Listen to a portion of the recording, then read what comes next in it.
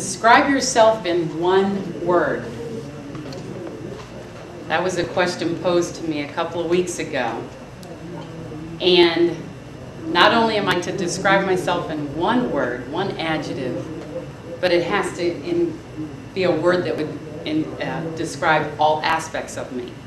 Me as a mother, as a daughter, as an employee, as an employer. And have you ever heard it said that if you don't know the answer to a question, reply with a question? So I say, just one word? Yes. And it can't be passionate, because that word's just used too much. So that put me on a journey. That started the challenge. And it just kind of coincided with the end of the year when, probably like most people, we're reflecting backward over the year and about what I did or didn't do, what I need to do, about my family, and looking forward to the New Year resolutions. Fellow Toastmasters, guest, my resolutions, my reflections. In the Bible, in Ecclesiastes, a wise king, Solomon, wrote, chapter 3, there's a time for everything, and for everything on earth has its special season. There is a time to be born and a time to die. There is a time to plant and a time to pull up plants. There is a time to destroy. There is a time to build. There is a time to cry and a time to laugh.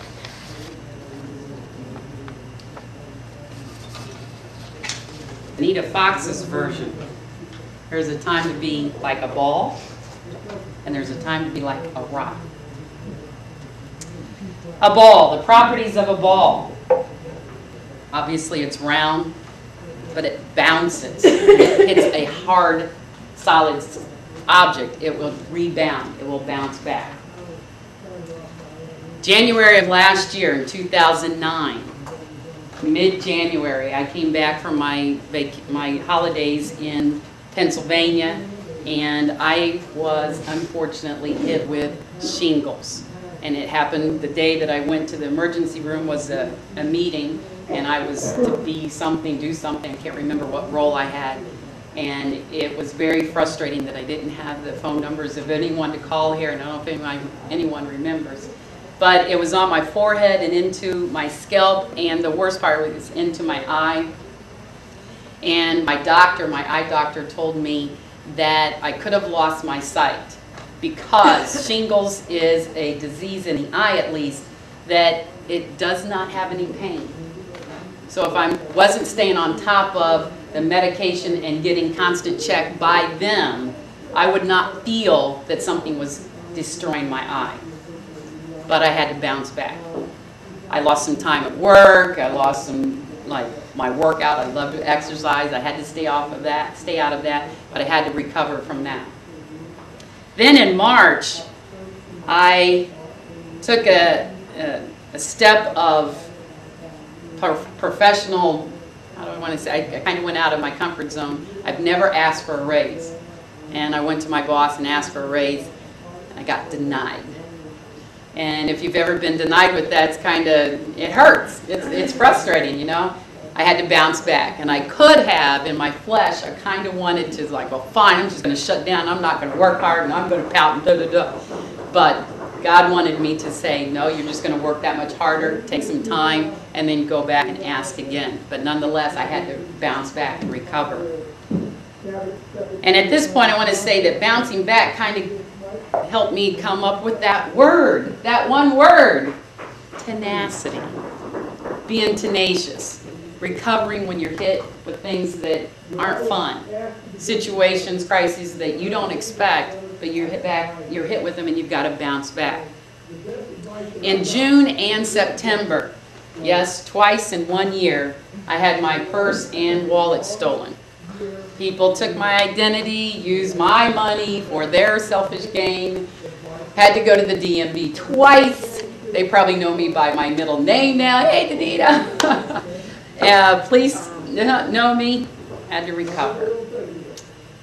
May through August, I had to deal with being a city employee and the budget crunches, be a liaison between patrons, the city community, and the people I work with, the city, and budget cuts. And people complaining, well, we want this, we want this, we want this. I'm like, we don't have the money to give you what you want. My employees wanted more time. I can't give you more time to work because we don't have the money to pay you. It's very frustrating to be in the middle of that. Again, had to bounce back and recover. In August, I had to go through an unfortunate relationship breakup, emotional trauma, not too bad, but unfortunately, Phil, breakups are not fun. Anyway, bouncing back. There's a time to be a ball, to respond, or to rebound after you're hit with something that you don't like. There's a time for that, to recover, be tenacious. On the other hand, there's a time to be like a rock.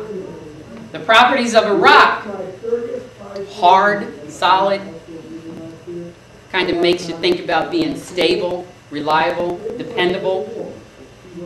And not only being a rock, finding a rock within your life. Have someone or something that is your rock. And for me, it's the Lord Jesus Christ and my faith. Through all those bad things that happened to me in 2009, Jesus was my rock. Prayer was my rock. But it's also being a rock, being like a rock.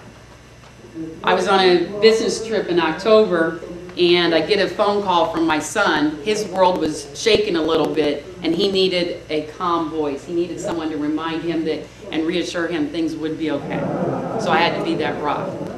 Going back to when the city was going through this stuff over the summer, and chaos seemed to be all around me, just standing still and telling people, slow down, it's okay, it will pass.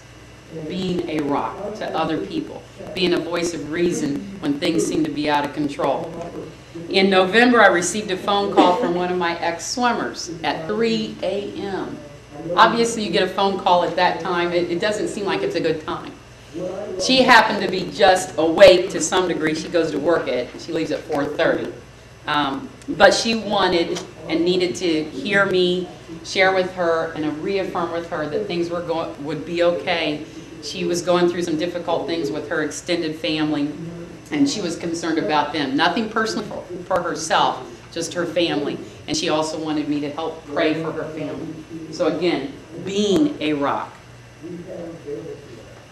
There's a time for everything, time to be like a ball, and a time to be like a rock. But we can be like a ball too much. We can be too bouncy and not have any stability. We can bounce around too much. I've been on some interviews where I've looked at people's resumes and they've been at one job and another job and another job, and they're never anywhere more than 2 years. It doesn't look good. You can bounce around too much. You can be too flighty. And if you're too solid and you're unable to move or change, rigid, that's not a good thing either. So a time to be like a ball and be tenacious, or a time to be like a rock and be solid and stay with your standards. Also in Ecclesiastes, in that same chapter, in verse 7b, it says, there is a time to be silent and a time to speak. Being here at Toastmasters, we're learning about public speaking, how to overcome our fears of public speaking, how to speak better. In 2009, I did more than I thought I would and grew more than I thought I would as a public speaker, and mainly through the evaluation contest. I was challenged to do things that I didn't think I would do, but I am glad I did. This club has enabled me and challenged me and helped me grow in my public speaking skills in ways that I did not think I would. I started using the phrase, find your voice. And I want to say this year, not only find your voice, but your message. Find your message, because the voice will kind of follow. And for me, that message is a message of encouragement. Because I've been there, done that. I've gone through some difficult things, and I've had some very good times. At New Year's Eve, a friend of mine texted me a New Year's statement that said, may you have enough battles to make you strong, and enough victories to make you happy. Well said, I thought. So I leave you with the challenge of finding your voice, a message with your voice, and as well, enough battles to make you strong, enough victories to make you happy. Madam Toastmaster.